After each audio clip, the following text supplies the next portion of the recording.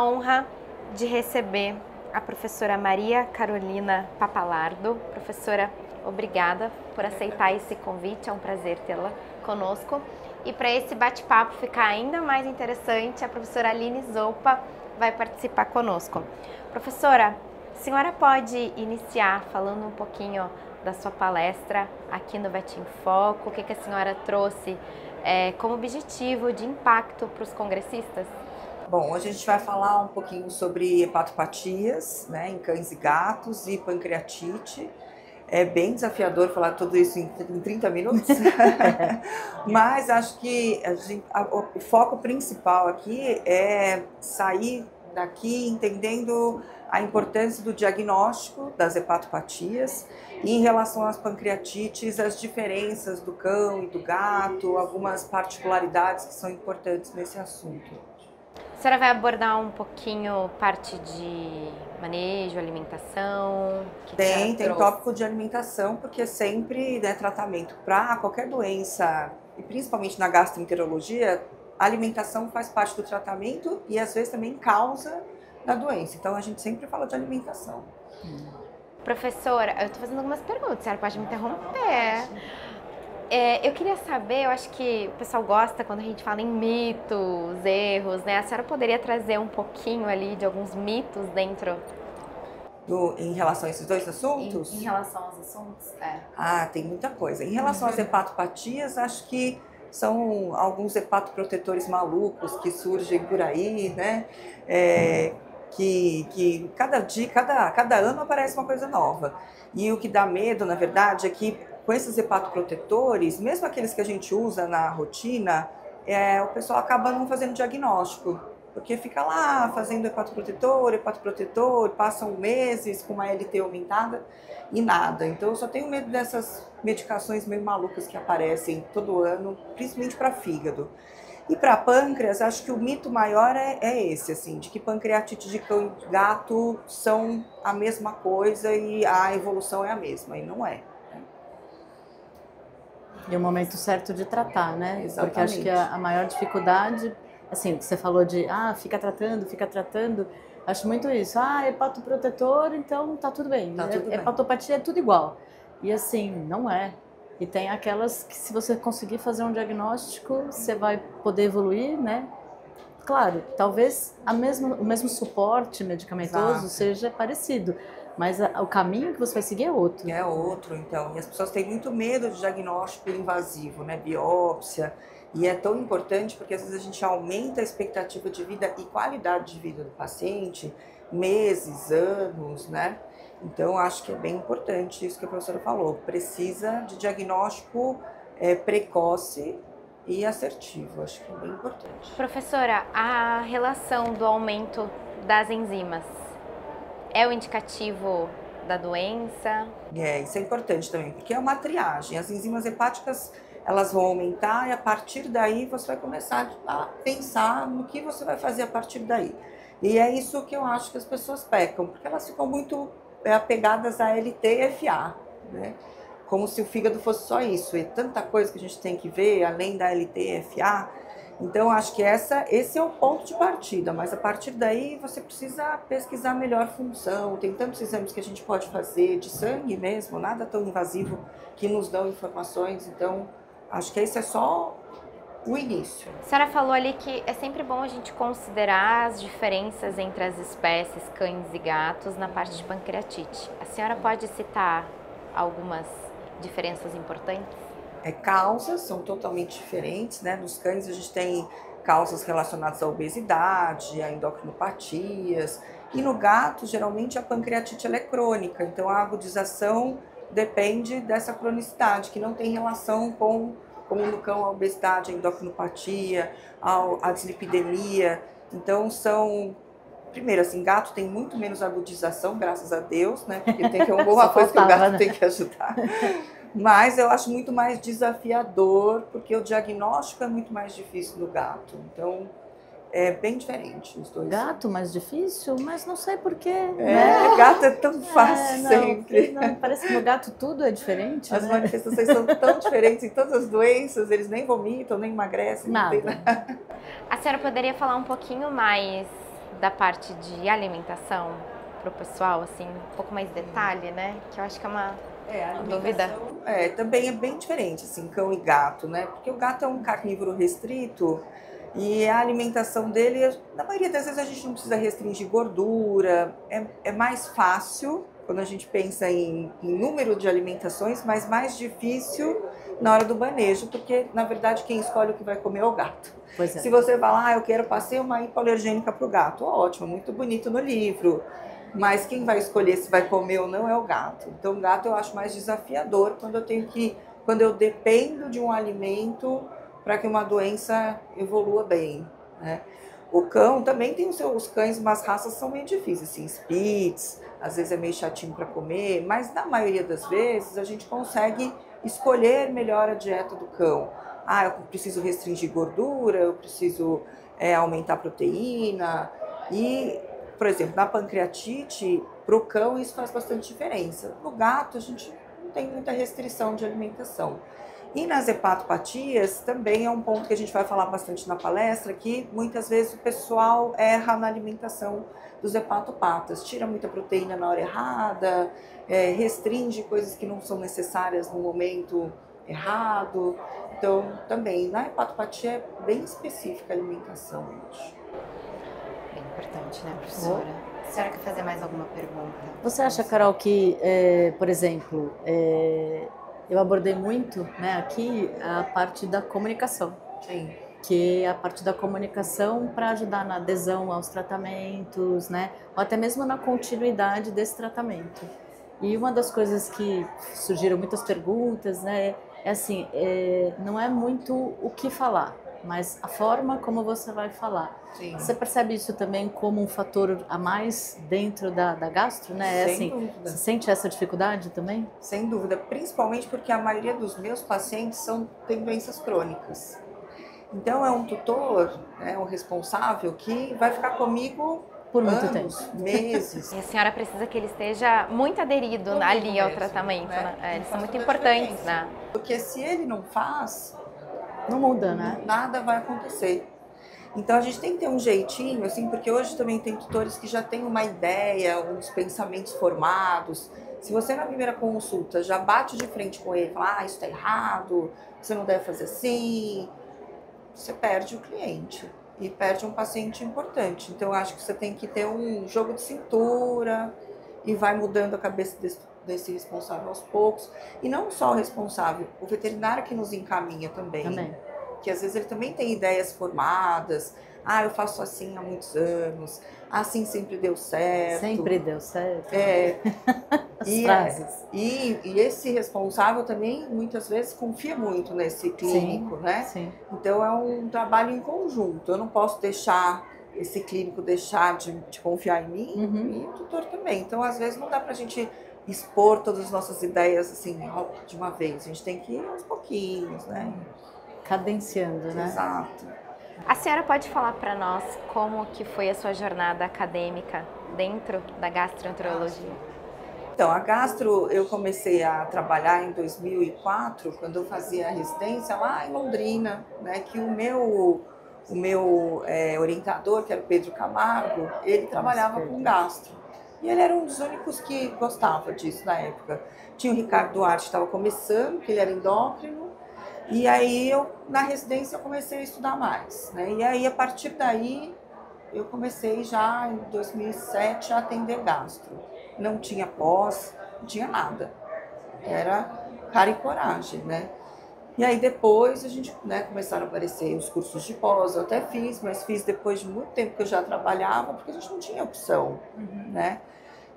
Então, acho que começou assim, por vontade de entender melhor a gastroenterologia. Aí hoje, sem dúvida, a gente evoluiu 1000%, né? Porque tem muito mais trabalho, tem muito mais profissionais estudando isso. Então hoje está mais fácil de conseguir ser um gastroenterólogo, né? Mas no começo foi difícil. Diferentes áreas que a gente abordou aqui nesses últimos dias e que a senhora deve ter muito contato ali dentro do congresso também, é a facilidade que a geração de hoje tem, né, com a quantidade de material, né, científico ali, né, esse respaldo, né, professora, no conhecimento. E assim, é meio ambíguo, porque ao mesmo tempo que eles têm muito mais facilidade do que talvez a gente teve, né, lá atrás, eu mais ainda do que você, mas assim, eu acho que às vezes eles saber o que fazer com a informação. Acho que essa é a dificuldade, né? Então, o que me chamou bastante atenção, às vezes temas que são simples, né, que a gente abordou aqui. Então, por exemplo, eu fiz uma abordagem de biópsia. Qual era a diferença entre biópsia incisional e excisional? Que é algo que a gente fala assim, nossa, isso é básico, todo mundo sabe. E se eu te disser que eu fiquei 30 minutos pós-palestra respondendo perguntas, isso me chamou a atenção, porque assim, eu achei que fosse ser óbvia, né? E assim, realmente ela é óbvia, mas ela levantou tanta coisa que eles têm dúvida do que fazer, como fazer. Então assim, não é que eles não sabem como fazer uma biópsia, porque todos sabem. Mas como aplicar a biópsia, onde aplicar, só remover um pedacinho, remover como um todo, o que fazer, o tipo de amostra, sabe? Isso tudo são detalhes que talvez não esteja aí. E que talvez as pessoas que tenham um pouquinho mais de vivência, elas tiveram que correr atrás para descobrir como fazer e como chegar até ali.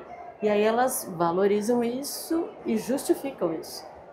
Né? E talvez isso não está lá, porque não é um glamour eu contar para você como é tirar um pedacinho do tecido, mas é um glamour eu dizer para você que eu fiz uma cirurgia, por exemplo, por vídeo, certo? Sim. Então é isso, mas para eu chegar lá para fazer a cirurgia por vídeo, eu preciso antes saber fazer o que eu faço com aquele pedacinho. E a importância é a mesma, né? E tem a mesma importância. Então, talvez o que eu perceba é que hoje eles têm mais opções, mais possibilidades, mais fáceis, mas não são todos que conseguem aproveitar isso da forma como eles poderiam.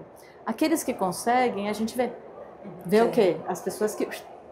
Rapidinho a pessoa acabou de se formar e quando você vê já está fazendo isso, aquilo, são os que conseguem fazer essa junção mais rápido. Aqueles que não conseguem, eles vão galgando e ficam lá inseguros no começo, mas depois vão. Mas eu acho que é aí que está a dificuldade de hoje, né? E aí entra na história de transformar a informação. Sim. Transformar o que eles estão vendo em como eles vão colocar em prática, que é a maior dificuldade que eu vejo nos meninos hoje, né? Porque às vezes a gente pensa assim... Você vai rir, mas quando eu estava na faculdade e eu queria ver um trabalho, eu tinha que ir à biblioteca, procurar num livro gigantesco que chamava Index, você nem deve saber o que é isso, que era um livro enorme assim, que você tinha que procurar para ver todos os trabalhos que eram produzidos.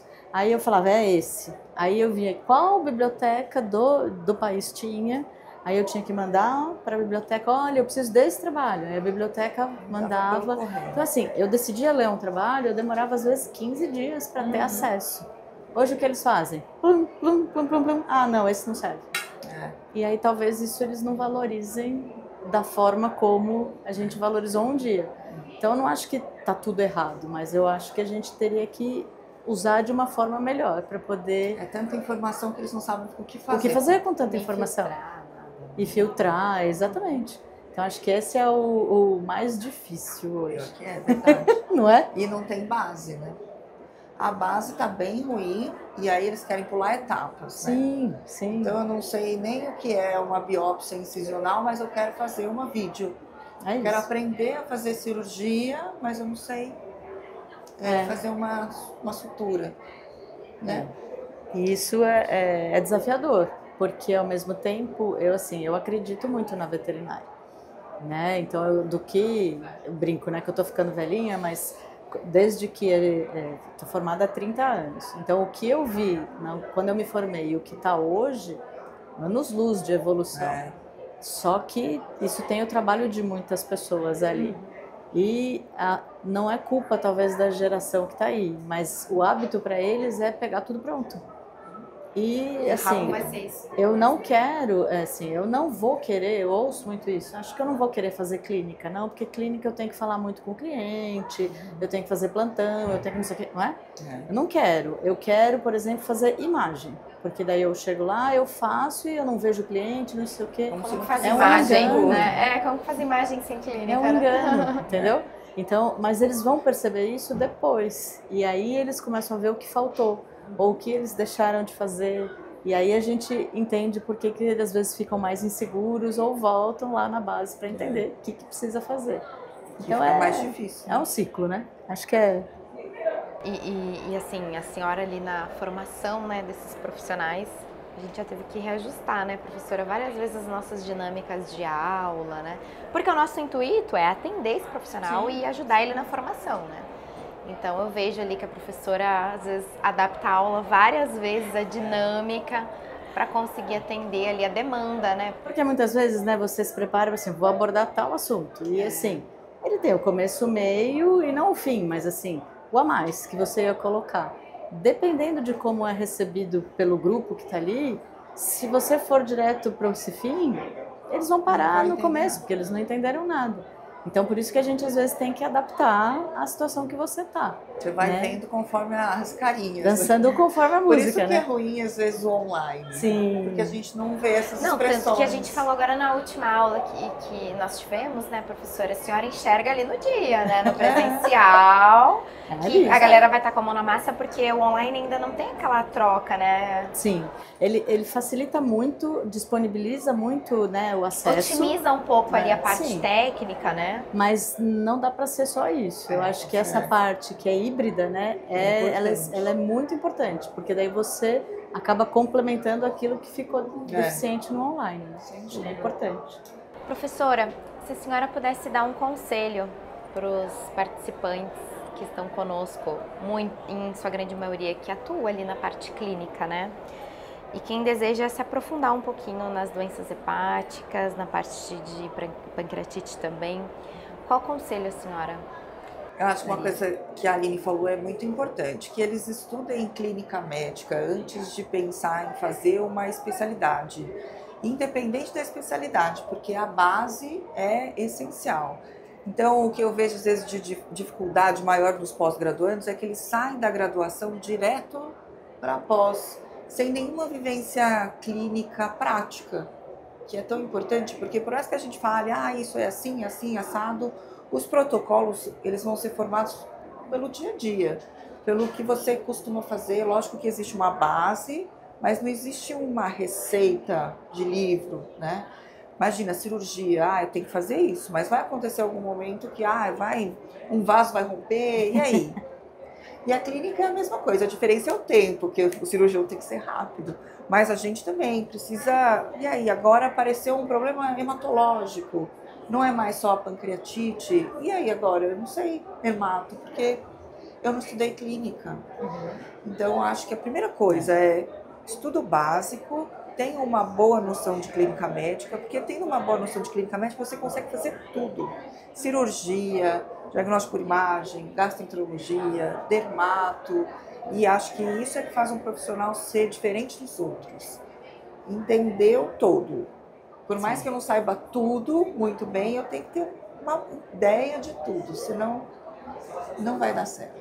Perfeito, professora. E o aluno que entra na pós, né? A gente tem essa experiência também, né, professora? Assim, a pós não é a formação 100% do profissional. Então, para ele ter um aproveitamento do curso de pós-graduação, ele tem que estar ali na prática, atuando, participando, fazendo plantão, participando de cirurgia. E assim, complementando, né, acrescentando ao que você falou, a gente, quando eu fiz graduação e tudo mais, a gente tinha uma disciplina que chamava patogenia das doenças, né, ou patologia médica das doenças. Sim. E o objetivo dessa disciplina era você entender por que a doença acontece. Então, assim, ela vai começar a ter esse tipo de disfunção, vai evoluir, e aí você entendia o processo daquela doença. E aí era muito mais fácil de você entender por que tal exame ia ser fundamental ou não, o que você ia esperar que acontecesse. Então entra bem no que a Carol está dizendo. Se você tiver essa compreensão, e aí eu tenho que dar minha mão à palmatória, porque eu sou cirurgiã, mas a clínica é soberana. Então se você não souber identificar o que está acontecendo clinicamente com o paciente, nem operar direito você vai. Às vezes você perde o tempo da cirurgia. Não é agora que eu tinha que operar, era um pouco mais para frente. Ou você passou o tempo, né? Você já devia ter feito antes e aí agora complicou clinicamente. Então eu acho que esse contexto ele é muito importante.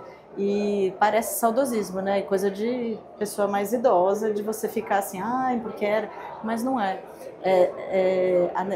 A velocidade que a gente tem das coisas aparecendo dão a impressão para eles de que se eles forem aprender o básico, eles vão ficar para trás. E não é, porque a hora que eles souberem o básico, tudo esse monte de coisa que eles têm disposto facilmente, eles vão aproveitar muito melhor. Sem dúvida. Então, eu acho que é um pouco desse equilíbrio, né, que acho que eles precisam conseguir hoje para ter uma boa evolução aí na carreira e no dia a dia deles, né? E fazer o bem para os nossos pacientes, né, que é o que a gente pensa, né, que é o nosso propósito, né? É o propósito. Muito obrigada, professora. Obrigada, professora, pela disponibilidade. Foi uma honra receber vocês aqui conosco. Obrigada.